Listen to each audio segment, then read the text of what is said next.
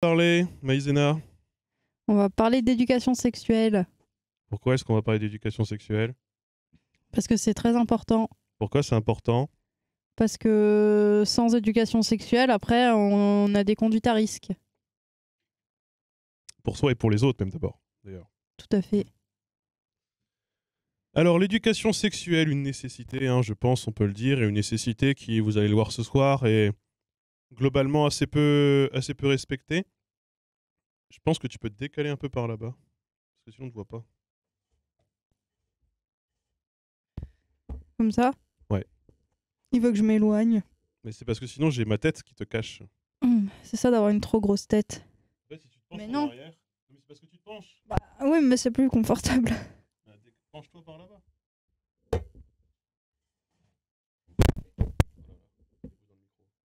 Pardon. Comme ça, c'est bon. Là t'es loin. Ouais, bon, écoute. Plus loin, mais on me voit. Ouais. Parce que c'est pas le principal. Qu'on me voit et Mais qu'on du coup tu m'entend. vas pas avoir le chat. Mais je l'ai sur mon téléphone. Oui, mais à chaque fois on a l'impression que tu t'en bats les couilles. Juste Mais tu non, je tu suis sur sur Twitch. Je regarde le chat. Là tu l'as là. Ouais, mais non. Non, mais c'est bon, c'est pas grave. Au pire, j'aurais l'air d'être quelqu'un qui s'en fout. On dirait bien. Alors on va reprendre. Donc l'éducation sexuelle, théoriquement, ça correspond en réalité trois axes qui sont différents. Néanmoins, les trois sont importants. Par éducation sexuelle, on entend souvent ce qui concerne, petit 1, les connaissances en matière de loi, de consentement, en fait l'axe un peu socio-légal. Globalement, il faut violer personne. Attention, montrez pas votre bite dans la rue. Ce genre de choses. Ça va être un peu l'axe qui va être un des axes privilégiés, même d'ailleurs, de l'école. On en reparlera juste après. On a un second axe qui est l'apprentissage du corps anatomique et celui des autres, qui est un axe sanitaire. C'est aussi dans cet axe-là qu'on va parler notamment des maladies sexuellement transmissibles. Et on a un dernier axe qui est la découverte de soi, l'épanouissement, l'axe récréatif, l'axe un peu aussi développement personnel. On peut l'appeler un peu comme ça aussi, je pense. C'est un peu les trois grandes directions et les trois grands volets de ce que regroupe le terme éducation sexuelle. Et ce qu'on peut, je crois, quand même dire, c'est que ils ne sont pas les trois explorés de la même façon, voire pour certains pas du tout, concernant en tout cas une partie voilà, du cadre, hein, dans lequel ça se fait, hein, que ce soit le cadre familial, le cadre scolaire, le cadre amical même. Certains de ces cadres n'explore pas tous les axes de la même façon, voire n'explore pas tous les axes du tout. Euh, En tout cas, c'est ce qui a l'air d'en ressortir. Alors, on insiste beaucoup, hein, en ce moment sur peut-être le premier, c'est-à-dire l'axe en matière de loi, de consentement, parce qu'il y a eu MeToo, parce qu'il y a eu Balance ton port, parce qu'il y a eu toute une série de visibilisation, hein, des problèmes en matière de consentement, de ce qu'on appelle des VSS, violences sexistes et sexuelles. Donc, euh, on insiste beaucoup là-dessus désormais, et c'est peut-être le plus facile d'accès, le plus visibilisé, et c'est peut-être aussi d'ailleurs dans le cadre familial une des choses par lesquelles on passe le plus. Euh, Beaucoup de parents vont parler euh, de consentement et de la loi parce qu'ils ont peur pour leurs propres enfants plus que pour les éduquer par rapport aux autres. Euh, En gros, voilà, comme les parents ont peur que leurs enfants se fassent violer ou tombent sur des pédophiles ou je sais pas quoi, ils vont quand même avoir une petite formation au consentement à leurs enfants et notamment voilà, un axe un peu de la peur de faites attention, pédophile d'ailleurs ou même juste des agressions par d'autres, donc attention, tu montes pas ton zizi à n'importe qui, tu dis non à ceci, tu dis non à cela, donc on a quand même une petite formation, mais on a souvent quand même une formation qui est axée sur le consentement des personnes impliquées directement et pas le consentement des autres euh, dans le cadre où on serait soi-même agresseur par exemple ou potentiel agresseur, ou je sais pas trop comment le définir plus simplement. Bah, le fait d'avoir des comportements à risque, quoi. Ouais, Aussi. oui, oui. Oui, on a un point d'exclamation consentement dans le chat sur Twitch. Merci de le rappeler. C'est tout à fait important bah voilà, de quand même malgré tout en parler. Alors l'éducation familiale dans le cadre sexuel, moi je peux vous en dire deux mots parce que je n'ai pas eu d'éducation sexuelle dans le cadre familial en réalité. Je pense que comme beaucoup de gens, et je pense que c'est ton cas euh, peut-être aussi, ou en tout cas le cas de beaucoup de personnes, c'est pour moi l'axe principal d'éducation sexuelle dans le cadre familial, ça a été de tout simplement parler de sexe reproductif. Pas du tout de sexe récréatif ou quoi que ce soit. C'est un aspect de la sexualité qui est vraiment sur, en gros, comment est-ce qu'on fait les bébés. Mettez des capotes les jeunes quand même. C'est jamais trop, on ne sait pas trop pourquoi. Et c'est à peu près tout, quoi. Moi, l'éducation sexuelle, elle tient en ces deux principes-là. Ça doit être deux discussions dans toute mon enfance avec mes parents. Des discussions un peu gênantes, même d'ailleurs. Alors, c'est pas dire que mes parents ne parlaient pas de sexualité, ils en parlaient beaucoup entre eux. Mais ils en parlaient même beaucoup devant nous. Mais on n'a pas vraiment eu d'éducation sexuelle à proprement parler. Je ne sais pas si ça a été ton cas ou pas. C'est compliqué parce que moi, j'ai pas du tout eu le truc de c'est comme ça qu'on fait les bébés. Parce que je pense que pour mes parents, en fait, de toute façon, ça allait un peu de soi. Ah Mais ouais? après, par contre, c'était plus du faut faire attention. Ou à la limite, pour eux, en fait, comment ils voulaient que je comprenne comment on fait les bébés, c'est comment il faut pas en faire surtout. Donc du coup, bah voilà, faut te protéger. Mais après, j'ai pas vraiment j'ai jamais eu de discussion avec ma mère quand j'étais ado ou pré-ado de c'est comme ça qu'il faut faire ou c'est pas comme ça qu'il faut faire. C'est plus après, moi personnellement, de toute façon, ma sexualité a commencé très tôt, donc c'est un peu j'ai pas vraiment eu dans le cadre familial, en fait, pas, ou alors pas avec mes parents, plus avec des cousins, des cousines qui étaient plus âgés ou du coup qui me disaient voilà, bah là, faire attention, les garçons, tout ça. Et à aucun moment, je pense que ça doit être pareil dans beaucoup de familles, mais enfin, c'était vraiment c'est l'hétérosexualité et c'est tout quoi. De toute façon, même pas question de. Parce que, enfin, j'ai autant, moi, il était hors de question que j'ai des copains garçons qui viennent à la maison, mais alors par contre, des copines filles, alors là, il n'y avait pas de souci. Donc, je trouve ça assez drôle quand on y pense. Et tu dis ta sexualité elle a commencé très tôt, moi aussi. Ça n'empêche pas le besoin d'éducation sexuelle. Et d'ailleurs, le besoin même encore aujourd'hui d'éducation sexuelle. Bah, justement, je me dis, est-ce que c'est pas. J'ai envie de dire, est-ce qu'il n'y a pas je pas envie de dire une corrélation, mais du fait est que justement, on nous a pas vraiment expliqué grand-chose dessus. Donc du coup, on a un peu, nous, de notre côté, essayé d'entamer une sorte de découverte par nos propres moyens, ce qui fait que on y a été peut-être un peu plus vite que la moyenne. Après, si ça se trouve, pas du tout, hein, mais... Je sais pas. Je sais pas. Non, en vrai, c'est pas parce que j'ai commencé à avoir eu des relations. Je reprends. C'est pas parce que j'ai commencé à avoir une sexualité très tôt, avoir des relations sexuelles très tôt, que je n'avais pas un gros déficit pendant longtemps et jusqu'à très longtemps d'éducation sexuelle. Euh, c'est le cas de beaucoup de gens. En fait, toute l'éducation au consentement, par exemple, on voit bien qu'il y a plein de gens qui commencent leur sexualité très tôt, et d'ailleurs on va le voir après, même dans le cadre des IST ou des MST, et qui sont justement les personnes les plus à risque. Mhm. Donc c'est bien qu'il y a malgré tout, même quand tu rentres sur le marché du cul, quoi, sur le marché sexuel, ça ne veut pas du tout dire que les besoins sont peut-être même d'ailleurs d'autant plus forts. Oui, Ah, c'est ce que tu voulais dire? Oui, justement, ce que Ok. je disais du fait que ce qui montre aussi peut-être qu'on n'a pas eu une très bonne éducation sexuelle, c'est le fait qu'on s'y est pris tellement tôt que, Ok. et là je parle pas pour nous en particulier, mais que du coup il y a aussi ce qui va avec, c'est-à-dire des conduites à risque, euh, tout simplement. Ouais. Et moi personnellement, quand je parle de conduite à risque, c'est par exemple avoir des rapports non protégés, que ce soit donc contre les IST ou contre pour la contraception, quoi. Donc moi, c'est comme ça que je le vois, quoi. Quand je vois un peu ma première fois, c'était pas ouf du tout, quoi. Et je pense que justement, si j'avais eu vraiment des conseils aguerris sur la question. Je pense qu'il y a plein de choses de ma première fois que j'aurais capté et que je me serais dit ça c'est problématique. Il faut en parler. En tout cas, ce qui ressort de ce que j'ai pu voir, hein, parce on s'est quand même renseigné avant de préparer cette émission, l'éducation sexuelle, elle est bénéfique, hein, globalement, quand même, tendanciellement. C'est prouvé, c'est démontré, parce qu'elle est corrélée notamment à des comportements plus responsables de la part des jeunes, hein, ayant reçu une éducation sexuelle.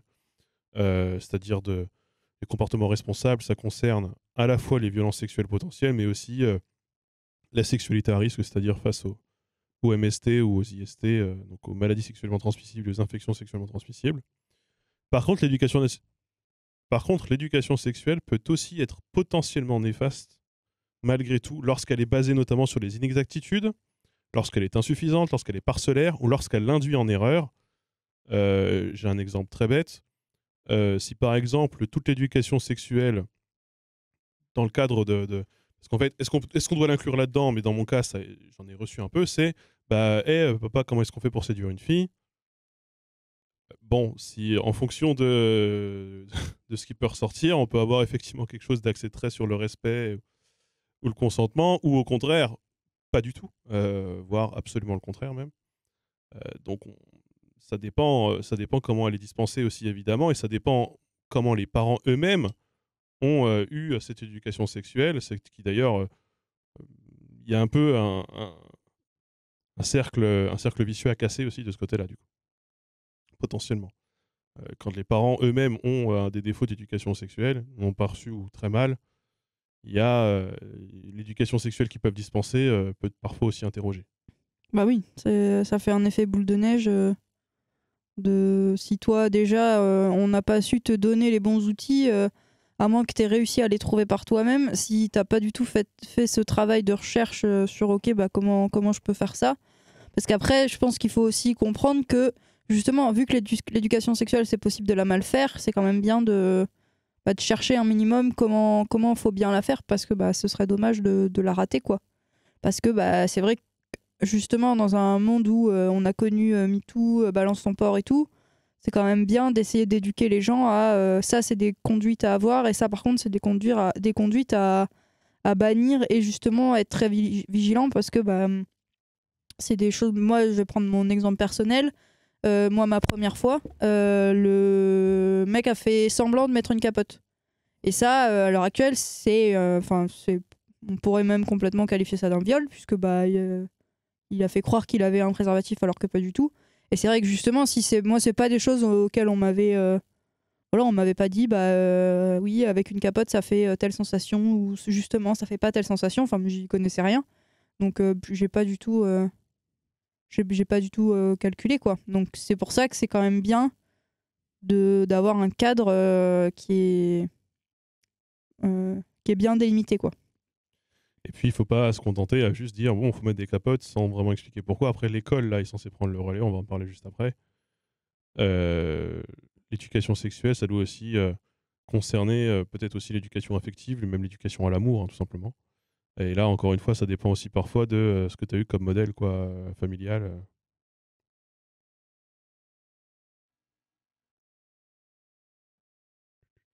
Et il y a quelqu'un dans le chat Matoups, qui demandait qui j'étais. Je suis la conjointe de Monté. Tout à fait, tout simplement. Je vérifie juste un truc. Qu'est-ce qu'il fait ce con de chat? Il veut sortir. Pars-toi. On va recevoir notre... Oui, tu disais? Non, je voulais juste réagir. Il y a quelqu'un dans le chat, Mi3, qui dit à partir d'un certain moment, c'est à chacun de faire sa découverte. Alors, c'est quand même bien de partir sur des bases saines, parce que si tu fais ta découverte, vu que c'est des choses qui... Enfin voilà, ça... Tu peux porter atteinte à ta santé physique ou morale, enfin physique ou psychique, c'est quand même bien d'avoir quelqu'un qui te guide et qui dit bon par contre il y a certaines choses il vaut mieux pas que tu essayes de trouver par toi-même quoi. Mais après oui c'est sûr qu'il y a une part aussi de découverte personnelle, ne serait-ce que Enfin, en fait, pour moi, c'est un espèce d'entonnoir, l'éducation sexuelle, c'est-à-dire qu'on te met face à plein d'informations, et après, c'est à toi, bah, tu fais ton petit micmac de ce que tu préfères, ce que tu préfères pas, tout simplement. Bien dit. Bien dit. On va parler d'école juste après. Avant, on va recevoir notre premier invité qui va venir nous parler, notamment du poids de la religion, peut-être aussi dans toute cette éducation sexuelle et familiale. Et j'appelle tout de suite. On va voir si ça répond, on va voir si le son fonctionne bien et correctement. Oui, allô, Bon, allô. Oui, tu entends ou pas? Moi, j'entends. ouais, je vous entends. Est-ce qu'on Bon. m'entend? Oui, tout le monde entend tout le monde, c'est magnifique. Ah, parfait, parfait, parfait. Bon, il n'y a pas de problème technique pour ce témoignage un peu anonyme sur la religion. Oui, en tout cas, nous dire, moi, du coup, j'ai reçu ton message suite à l'appel Ouais, à témoignage, voilà, à ouais. réaction, et j'ai trouvé ta situation intéressante, puisque bah, moi, je ne la connais pas en réalité. Je connais pas du tout le milieu dont tu vas nous parler. Et ça m'intéresse de voir comment toi, tu as vécu les choses et comment les choses se sont déroulées voilà, dans ton cadre social et familial. Alors, effectivement, donc je vais résumer un peu la situation, j'imagine, pour commencer.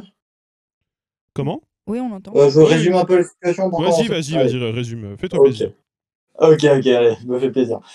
Donc du coup, moi, j'ai une approche très différente de la sexualité de celle dont tu parlais tout à l'heure, Monté, et aussi Maïzena, parce que en fait, elle a pas commencé, alors que j'ai 22 ans, tout simplement.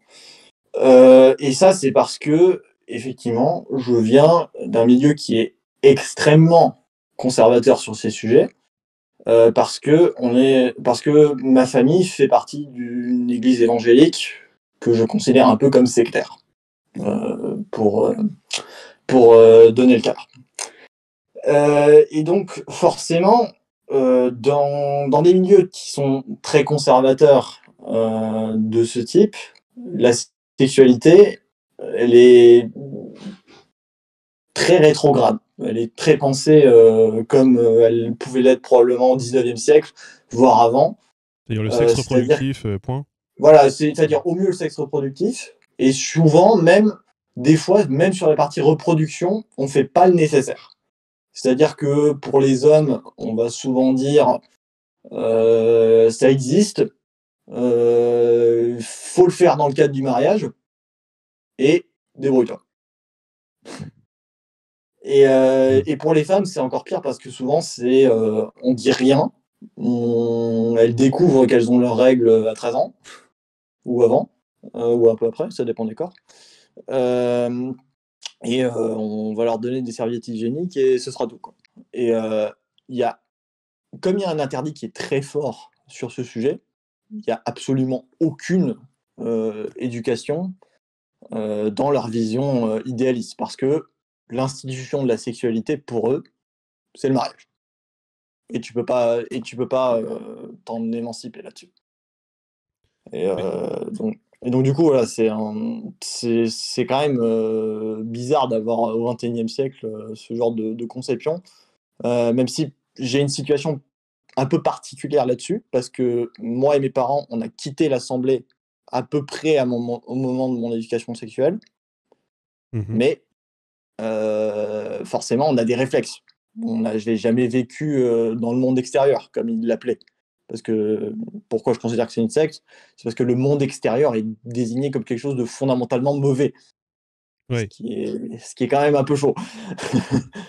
J'ai Euh, une question qui est très bête, peut-être. Mais ouais, comment est-ce que quand tu étais adolescent, enfin, j'imagine que du coup, tu étais confronté à d'autres jeunes de ton âge. oui. Je connais pas ton orientation sexuelle, mais bon, j'ai envie de dire, ça change pas grand-chose, que ce soit Je des... suis 6-7. Et là, ça, Voilà, donc j'imagine c'est pas tu devais être compliqué. confronté à d'autres filles, voilà, de ton âge quand tu étais adolescent, Oui. et bon, peu importe le milieu, j'imagine quand même que tu peux avoir des envies, peut-être même des Oui. amourettes ou j'en sais rien. Comment est-ce que c'est envisagé ça? Bah, c'est pas envisagé, en fait. Parce que comme on t'a formé depuis l'enfance à être, tout le temps en dehors des autres, isolé, du monde social, bah forcément, déjà, de base, tu as des difficultés sociales. Dès l'enfance, dès les cours de récré, tu es souvent seul dans la cour de récré. Et j'étais pas le seul dans cette situation, dans cette église-là. Donc forcément, tu n'as pas vraiment trop d'amis à l'école. T'as pas de, t'as peu- tu peux souvent être exposé à du harcèlement scolaire parce que forcément, on ne te voit pas. Et, euh, et forcément, une fois arrivé l'âge de la puberté, Ouais. et ben, comme tu es déjà isolé des gens, et ben même tes propres envies, même ton propre corps, il disparaît finalement. En tout cas, c'est comme ça que j'ai senti, c'est que j'avais pas forcément fondamentalement de désir envers les autres, parce que de toute manière, j'étais isolé et j'étais persuadé aussi que les autres m'en voulaient ou étaient absolument infâmes ou quoi que ce soit. Parce qu'en plus, je vivais des situations de harcèlement, ce qui n'aidait pas. Ouais. Parce que, bah, typiquement, d'ailleurs, à l'âge de la puberté, en cinquième, moi, ce que me faisaient les filles, c'était me mettre dans le mur. Ouais. Donc, c'est un peu chaud, quoi. Parce que, effectivement, je savais pas me défendre dans les situations un peu violentes et bah, du coup, aller la tête dans le mur. C'est un cas qui s'est présenté. Et forcément, du coup, bah, tout ce qui est sexualité, ça passe un peu à la trappe. Et il reste plus que les parents qui font de leur mieux parce qu'ils sont sortis d'un système un peu sectaire, et l'école, qui pour le coup a plus ou moins fait son travail. Bah, on va y revenir juste après sur Voilà. l'école. J'ai une question, encore une fois, peut-être un peu bête, mais moi, j'ai vécu dans un Ah, milieu où il n'y il avait pas faut. forcément d'interdiction, même si le milieu était plutôt conservateur. Ouais. Et il y a un phénomène dont on n'a pas parlé, dont on parlera peut-être après, mais moi, il y a eu beaucoup de grossesses adolescentes dans mon école. Parce Ah que ouais. par défaut de consentement, non, pas par défaut de consentement, par défaut d'éducation sexuelle, peut-être plus, en l'occurrence, par défaut de protection, il y a pas mal de filles qui se retrouvaient enceintes. Et du coup, Ouais. sans aller jusqu'à la grossesse, est-ce qu'il y a des femmes dans cette communauté-là qui, avant le mariage, se retrouvent à avoir des relations sexuelles, voire à tomber enceinte? Et comment Mhm. est-ce que c'est géré si ça arrive? Alors, effectivement, ça se finit par se produire parce que ça arrivera pas forcément à l'adolescence. Je sais pas si chez toi c'était arrivé à Ah oui, l'adolescence moi, c'était ou entre 12 plutôt et à l'âge 14 adulte. ans. Ouais. Ah oui, d'accord, ok, d'accord. Donc effectivement, ça c'est peut-être un cas extrême. Là, pour le coup, le cas extrême, il est quasi, je l'ai jamais vu. Il est peut-être, je pense, quasiment impossible structurellement parce que t'es, t'es très contrôlé quand même dans ces communautés-là. Mais une fois arrivé l'âge adulte, par contre, vers 17-18, euh, jusqu'à 25 ans, on va dire, effectivement, il y a quand même une part de femmes dans l'église évangélique dans laquelle j'étais qui simplement avaient des envies et se retrouvaient avec des premiers rapports sexuels souvent non protégés parce qu'elles Mm. n'y connaissaient pas grand-chose comme dit précédemment. Et effectivement, là, elles se retrouvent enceintes, bien entendu. Et Aïe. Aïe, aïe, aïe. là, pour le coup, c'est vraiment chaud parce que là, pour le coup, l'honneur de la fille, bah, il en pâtit tout de suite. Mhm. Parce que forcément, il y a une vision qui est quand même très patriarcale. Et là-dessus, je dirais qu'il y a deux scénarios. Soit la personne, elle va vraiment se faire harceler par les autorités religieuses, les anciens, comme on les appelle, euh, et elle va complètement être dégoûtée et elle va se barrer avec son mec ailleurs. On a eu un cas où elle s'est barrée en Algérie, carrément. Ah ouais, tranquille. Euh, ouais, tranquille. Effectivement, dans un pays qu'elle connaissait pas du tout, avec du coup des religions, des coutumes différentes. C'était assez rocambolesque. Donc ça, c'est le premier cas. Il y a aussi des cas un peu moins extrêmes où il se barre juste dans un département à côté. Euh, et l'autre cas, c'est ils font toujours du harcèlement ou ils vont toujours un peu te conditionner, au moins idéologiquement, pour te dire que ce que tu as fait, c'est extrêmement mal. Mais il va y avoir une espèce de solution qui va se dégager. C'est-à-dire, ouais, ça s'est passé, mais on peut encore attraper le coup en organisant un mariage pendant Ouais, la grossesse. à l'ancienne. Voilà, à l'ancienne, littéralement. Littéralement. Et dans ce cas, bah, du coup, on a une famille qui se crée. Si généralement, elle est plus ou moins potable parce que le divorce, il est quand même très mal vu. Il n'est pas impossible, mais il est très très mal vu. Euh, et donc, du coup, tu as le scénario qui se passe bien pour eux, c'est-à-dire on a eu un rapport sexuel avant, on a un mariage et la situation est à peu près correcte pour ce qui concerne l'Église. Ou tu as un autre scénario, c'est que ça ne tient pas. Parce que forcément, on peut faire tous des erreurs dans la jeunesse et on ne se voit pas passer toute sa vie avec une erreur de jeunesse. Et là, du coup, ça devient un divorce qui va devenir un élément mobilisé en permanence pour te rappeler que tu as péché, donc que tu dois réparer auprès de Dieu un peu une sorte de dette, finalement, et que tu dois absolument être le plus pratiquant possible. Ce qui fait qu'il y a quand même une certaine emprise sur ces femmes, ces hommes qui sont dans cette situation, plus les femmes que les hommes, bien entendu.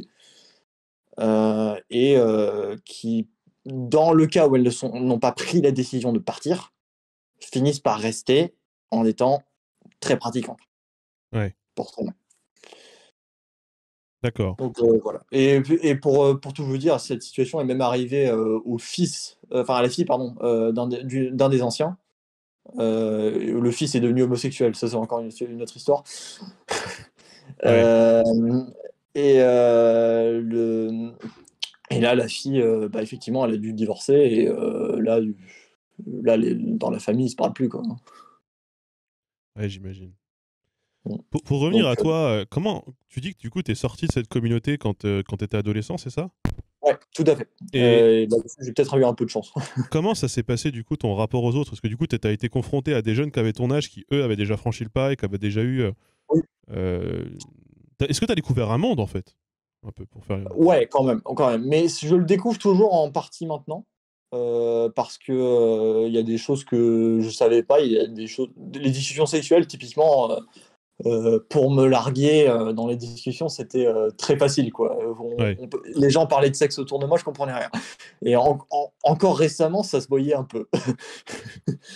Alors que j'ai pourtant 22 ans, quoi. Donc il y a du pont qui a coulé sous les sous les eaux. Non, de l'eau qui a collé sur les ponts. Ouais. Oula.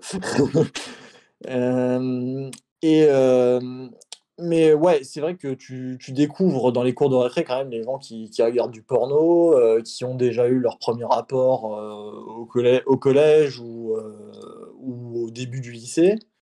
Alors que de base, toi, tu penses que c'est impossible hors mariage et qu'il faut attendre vraiment la fin de tes études pour y songer, quoi.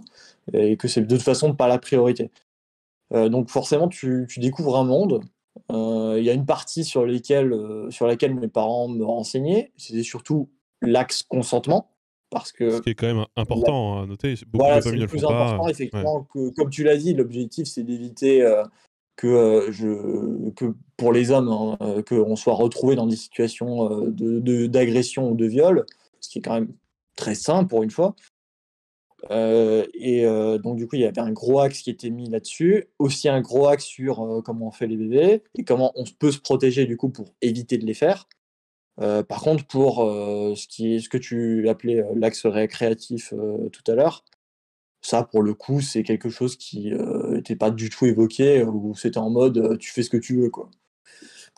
Ok. Euh, Et du coup, ce rattrapage, j'imagine du coup tu as dû un peu rattraper ce que tu penses être un retard, même si je peux quand même te oui, rassurer, 22 ans, tranquille, hein, ça va. Hein. oui, voilà, Franchement. oui, tout le monde fait à son rythme, il n'y a pas de souci, effectivement. Si je peux te dire une chose, moi j'ai redécouvert avec cette personne qui est ici présente, ma femme, en Ouais. devenir. Nous ne sommes pas encore mariés, nous sommes dans le péché. Moi Bah, j'ai redécouvert aussi ma sexualité. Il est jamais trop tard pour apprendre et 22 ans, t'as quand même, ça va. Franchement, te mets pas trop de C'est le oui, pression. oui, début, c'est le début du effectivement. parcours. Voilà, effectivement, je m'inquiète pas trop et puis de toute façon, je suis à fond sur mes études, à fond sur mes concours, donc Mais c'est la priorité. ce retard que tu dis avoir dû du coup quand même rattraper, tu t'y es Ouais. pris comment du coup? Bah, du coup, il y a quand même eu la partie, parents et eu la partie aussi école où, bah, on a quand même les cours de SVT qui expliquent, toute la mécanique et quelques notions de consentement. Et ça, pour le coup, pas forcément au collège, mais plus au lycée, j'ai quand même essayé de bien les investir pour comprendre un peu, les choses. Surtout pour comprendre, l'autre sexe. Parce que, les femmes, il y en a très peu dans mon environnement. J'ai pas de sœur, avec les cousines, c'est un sujet complètement tabou. Avec les camarades de classe, tu pas leur parler.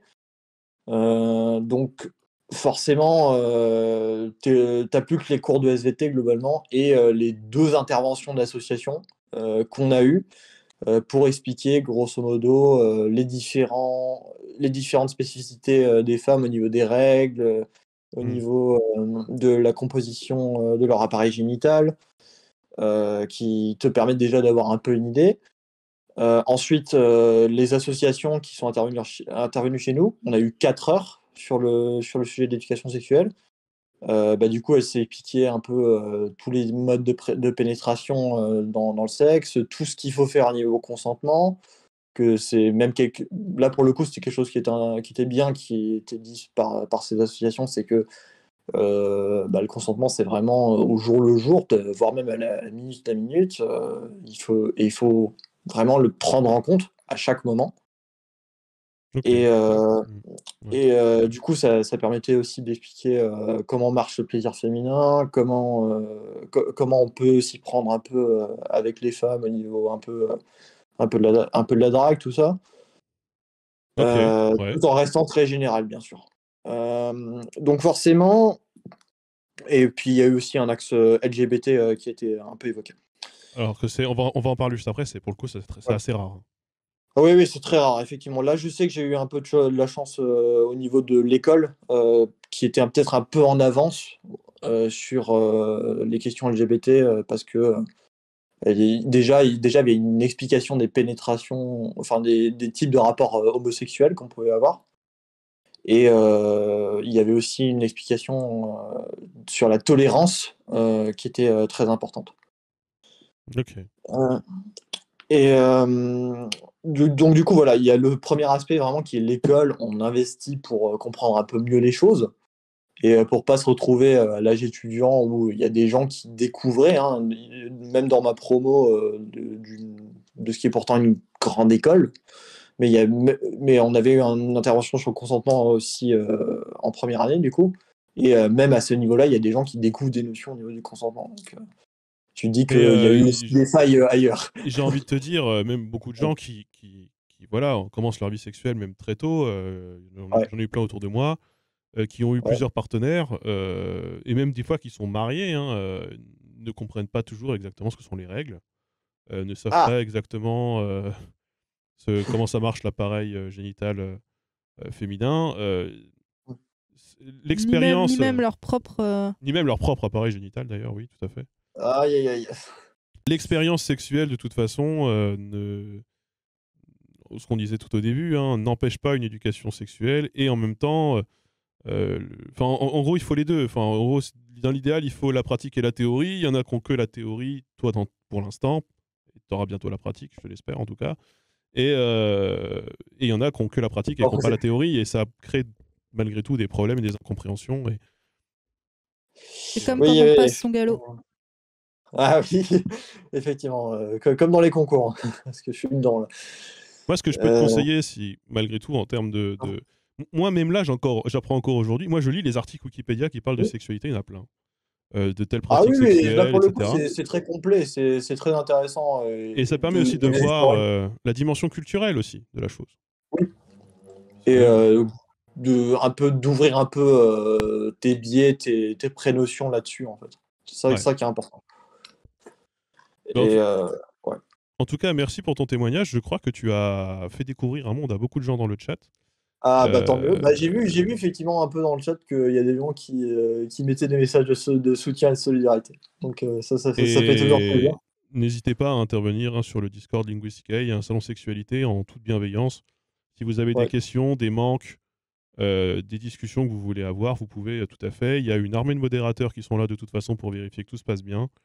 Exact. Donc n'hésitez pas, si jamais vous avez des craintes, des manques ou même des fois une honte par rapport à tout ça, parce que quand même, et c'est ce qui ressort un peu de ce que tu dis, c'est qu'il y a aussi une dimension de honte, ou en tout cas dans l'éducation, il y a une forme de honte aussi qui peut être mêlée à tout ça. Là, vous pouvez venir discuter et sans honte et sans jugement. Effectivement. C'est assez important de le dire, et donc du coup, je le rappelle. Merci Ouais. à toi Merci. et merci de ton témoignage.